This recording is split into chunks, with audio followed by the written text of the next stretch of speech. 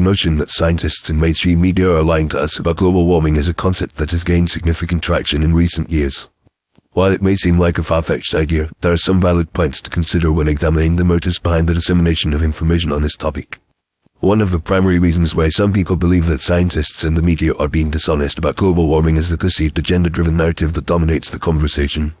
Many argue that the emphasis on global warming is not entirely driven by a genuine concern for the planet, but rather by a desire to push a specific ideological or economic agenda. For instance, some scientists and politicians may use the threat of global warming to advocate for policies that promote renewable energy, reduce carbon emissions, and increase government regulation. While these policies may be well-intentioned, they can also have significant economic implications, such as increased costs for businesses and consumers.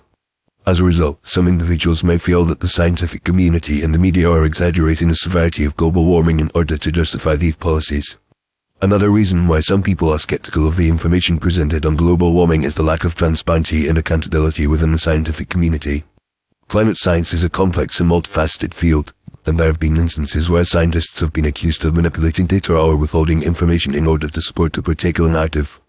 The Climategate scandal, which involved the release of emails from climate scientists discussing ways to manipulate data and suppress dissenting views, is often cited as an example of the lack of transparency within the scientific community. The media also plays a significant role in shaping the public's perception of global warming. Mainstream news outlets often prioritize sensational and attention-grabbing headlines over nuanced and balanced reporting. This can create a distorted view of the issue, with some outlets emphasizing the most extreme and catastrophic predictions while downplaying or ignoring alternative perspectives. Furthermore, the media's reliance on advertising revenue and their desire to appeal to a wide audience can also influence the type of content they produce, with some outlets prioritizing clickbait headlines and emotional appeals over fact-based reporting.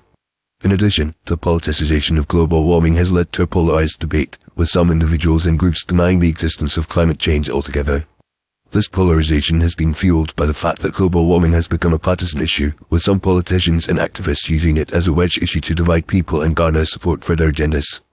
As a result, the scientific debate around global warming has become increasingly entangled with political ideologies, making it difficult to have a nuanced and evidence-based discussion about the issue. Despite these concerns, it is essential to recognize that the overwhelming majority of climate scientists agree that human activities, such as burning fossil fuels and deforestation, are significantly contributing to global warming. The scientific consensus on this issue is clear, and it is supported by a vast amount of evidence from multiple lines of research.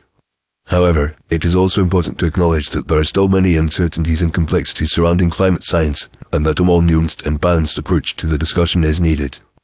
Ultimately, the notion that scientists and mainstream media are lying to us about global warming is an oversimplification of a complex issue.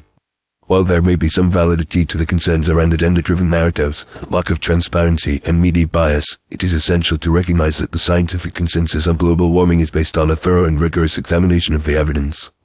By promoting a more nuanced and balanced discussion around this issue, we can work towards a more informed and evidence-based understanding of the challenges and opportunities presented by global warming.